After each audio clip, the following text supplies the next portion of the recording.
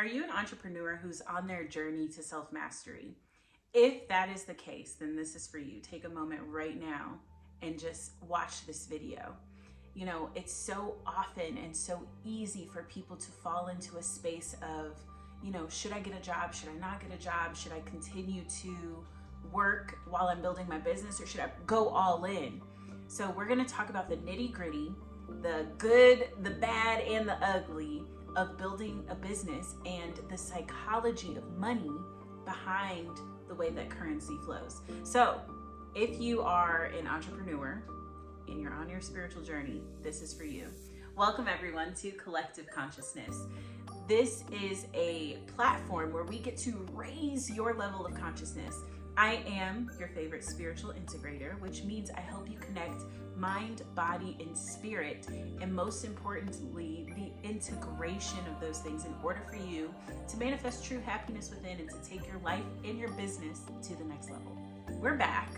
It's been a long time since we have done a Collective Consciousness episode, and the reason being is because we don't put out just anything for you. I want it to be quality, I want it to be timely, informative, and I want it to be in alignment. So we are back, and we'll be back every week on Sundays at 8 p.m. Central Standard Time. So if you are new here, welcome. Just take a minute right now and give us a thumbs up and subscribe to the channel and turn on the notifications as well, so that way you get a notification every single time we post a video, we go live. Also, if you're someone who's looking for community, we do have a community of like-minded individuals. It's your tribe in there. It's a safe space to open up, to be vulnerable, and we give you guided meditations along with rituals in order to apply in your everyday life.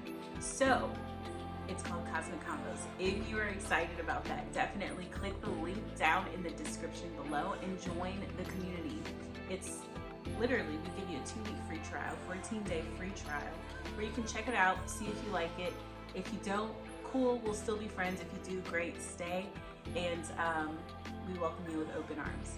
So let's go ahead and dive on into the topic. I'm really excited about today's topic because it's something that actually came up during Cosmic Convos. So let's get started.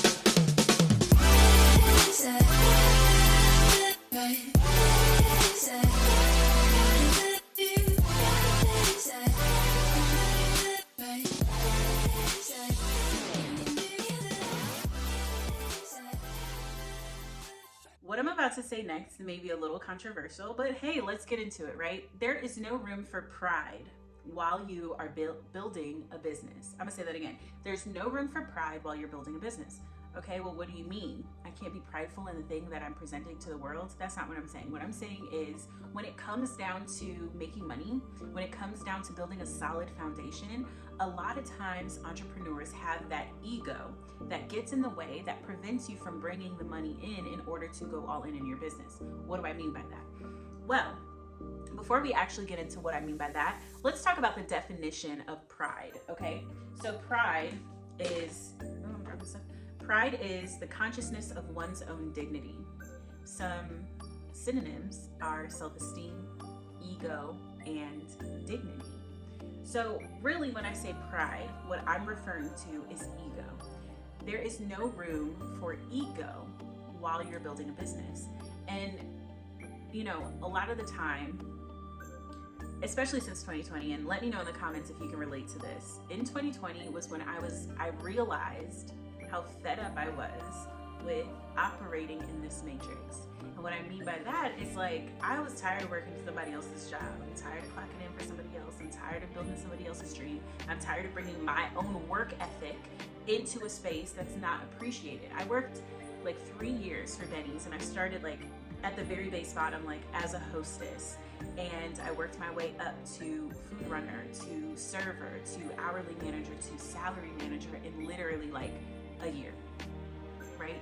And so in going through that and doing that, I had put blood, sweat, tears, work, equity into this business. You know, I worked for off the clock a lot of the times because as an hourly manager, they didn't want us to go overtime, but we had to stay and, you know, get the whatever. Anyway, we had to stay for the next shift to get them set up. And, you know, oftentimes I was the only manager on duty. I was the night manager, and it was a lot going on. And sometimes I just had to stay. I didn't leave that place until like 1 a.m. And so I would clock out and still work in order to set my cooks up, my overnight staff up for success. Okay, so in that, they transferred me to another store, and there was a rumor that went around because there was a server who was there for like 13 years, and she was like the bee's knees of that location or whatever. But if you didn't play by her rules, then you got the boot. Managers, hosts, servers, cooks, it didn't matter who you were. Busters, it didn't matter who you were. If she didn't like you, you weren't there very long. So long story short, she spread this rumor around about me cussing out some girl, and I'm like, does that even sound like me? Does that even sound like, okay, anyway, rumor went around, and my district manager asked me about it, and he knows that I'll tell him the truth. I've told him when I messed up before, but it didn't matter. It went up to HR and all this stuff. They fired me right on the spot just because of a rumor. And so after I had put so much time, energy, and space into working at Denny's, I realized, like, oh my goodness, these people do not care about me. These people are not checking for me. These people are not checking for my mental health. These people are not checking to see if I'm okay. They just want you to show up, do the job, that's it, that's all. And whenever you can't meet that expectation, they're ready to move on to the next. So why am I putting so much time and energy and sweat and work and tears and, you know, all of this stuff into literally a company who does not care about me, right? So they're created a mental separation there. Like, part of me knows, okay, well, I need money to work or to live. And then the other part of me is like, I'm not working for nobody else the rest of my life. Right? So if that's the case, if you decide, like, I'm not working for anybody for the rest of my life, then you need to have some kind of flow of income, right? So this is kind of where the psychology of money comes in, because I know a lot of entrepreneurs feel like, oh my goodness, I have to, like, take this chance on myself, because if nobody's gonna bet on me, if I don't bet on me, who else is gonna bet on me? Nobody's gonna bet on me if I don't bet on myself, right? And so we go all in into our business, but we forget that the money that you make in your business needs to be reinvested back into the business. This is a mistake that I've made probably 2 or 3 times over at this point. But I can't work for the money. Like, I can't do it. So last year I had to kind of like put my big girl britches on and get a job at FedEx. And there was an inner conflict with that. Part of me felt like a failure. I felt like, oh my goodness, I have failed. I have to go back to work. I said I was never going to do this again. I'm supposed to be an entrepreneur. I have, you know, online courses out. I have a community that I'm building. Like, I have products to sell, services to sell, but, you know, the sales weren't selling. You know what I mean? The math wasn't mathing for me. And so we still got matrix stuff to deal with. We still got rent, we still got car notes, we still got insurance, we still got lights to keep on. So I unfortunately had to put my big girl panties on and get a job. And it was the best experience of my life. I won't say of my life, but it was the best experience because it taught me the psychology of money. I worked for FedEx, and while I was working, I would listen to audiobooks and mostly audiobooks, but audiobooks and podcasts, right? Shout out Social Proof Podcast. And while I was listening to those, I would do my work. And one of the best gems that I found while working at FedEx was The Richest Man in Babylon, where it broke down the psychology of money. Money is an energy. And we talk about energy a lot on this show. Everything is energy, right? So when you're talking about like, oh, I'm broke, being broke is an energetic frequency. And when you say that out loud, you are telling your unconscious mind that this is my purchase order. So your unconscious mind will bring more of that into your reality. Okay? So when it comes down to money, it needs and it requires momentum. Okay? So what do I mean by that? A lot of times, and going back to the pride, there's no pride while you're building a business, while you're building an empire. There's no room for pride. You know and believe that you are worth more than $16 an hour, right? right? I know and believe that I am worth more than $16 an hour. But at the same time, if you are rejecting opportunities to make money while you don't have a flow of money, you are putting out an energetic frequency of, I don't need this. You're putting energetic frequency of resistance. And that's what I was doing. I was being very resistant to the flow and the frequency of money by not accepting a job. Now, a job is not supposed to be something that you do long term. It is supposed to be a short-term vehicle from point A to point B. The key is to have an exit strategy whenever you accept any kind of job. Whether if it's DoorDash or Uber or one of these little InstaWorks, you know what I mean? One of these little apps where you just do daily jobs. That's fine. But the key is to have an exit strategy. If you're an entrepreneur, don't feel bad if you have to go back and you need to make money. Do what you got to do to make your money. Make your money. I mean, of course, within the limits of the law, right? Make your money. Don't allow that pride, that ego to be in the way from you getting what you need to get in order for you to fuel your business. Your business is going to require income. And I'm gonna be honest, ClickFunnels ain't cheap. CRMs ain't cheap. Marketing is not cheap. All of these things cost. You need some kind of email engine. You need some kind of, and the thing is, when you get the email, you gotta pay SendGrid to give you the capacity so you can send out thousands of emails or hundreds of emails per day. It's not just like you can just use a regular, so you have to pay. All of these things cost, right? So what we're doing is, by taking any job, it doesn't really matter, as long as it can feed you and you have excess. As long as your bills are paid and you have excess, you can use that to put money aside. And what's going to happen, one of the biggest lessons I learned from The Richest Man in Babylon is 10% of all you earn is yours to keep. 10% of all you earn is yours to keep. So anytime you earn money, take 10% and put it aside. Every single time, take 10%, put it aside. 10%, put it aside. And it might seem like little at first. $20, $200, whatever it is. It might seem small and minuscule at first, but that thing grows and it builds momentum. And that momentum will take you to the next phase, the next step, right? It's energy. When energy has momentum, it flows a little bit easier. Think about a snowball rolling downhill. It starts off real small, and then it gets bigger and bigger and bigger and bigger and bigger until it's just rolling really, really fast and it's getting really, really big. Your money does the same thing. It accumulates faster when there's more. First of all, it's called currency. What does current do? Current flows to you and it flows away. It flows to you and it flows away. And there's a constant motion, a cyclical motion of going back and forth, right? You spend money, you receive money. You spend money, you receive money. But if there are limiting beliefs, if there are contradictory thought patterns revolving the idea of money, what's going to happen is that causes more resistance to that current, right?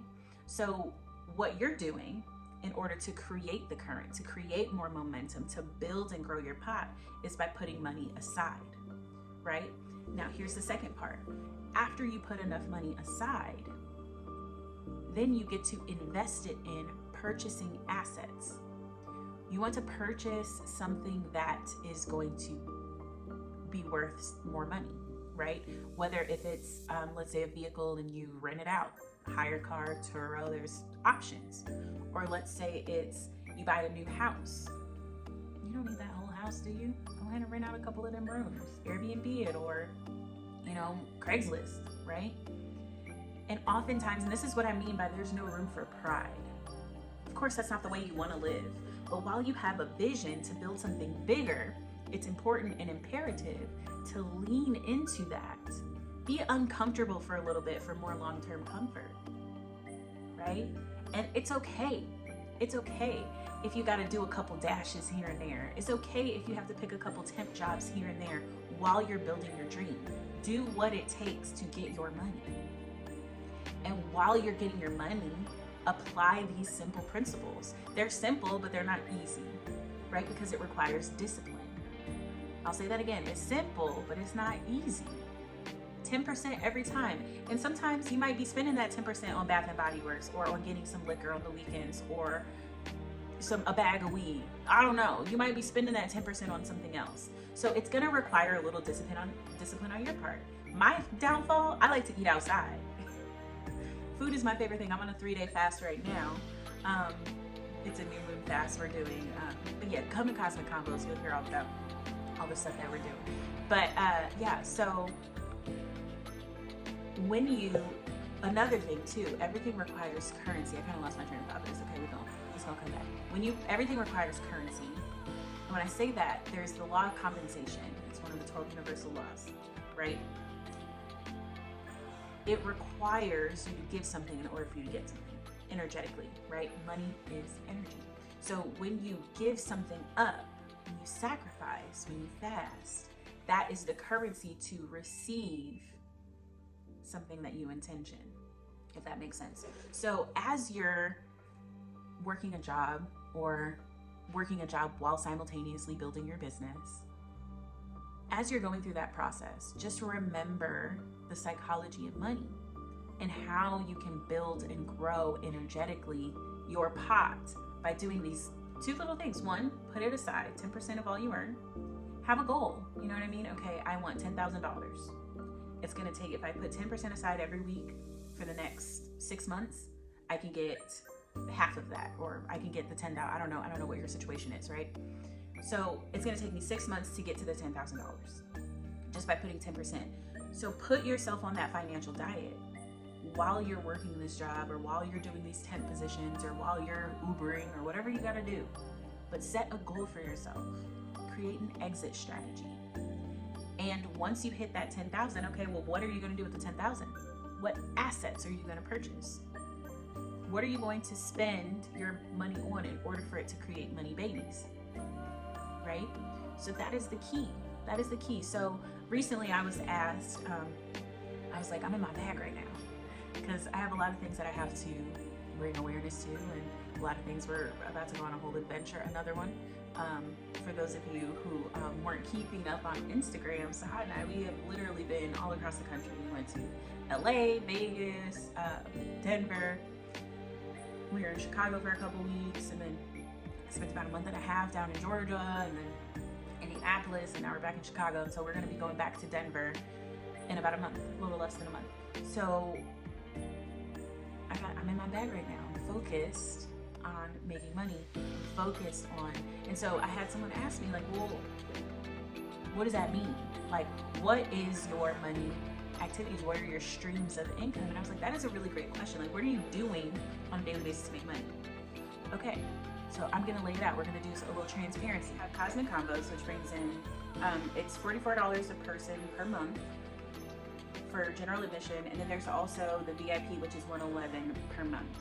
And then, so that's one stream of income. Another stream, I do have my course, but we have a whole value ladder of things that we created within the business.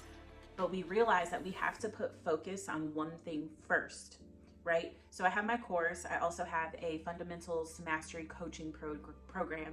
And we also have things like our retreats and events, right?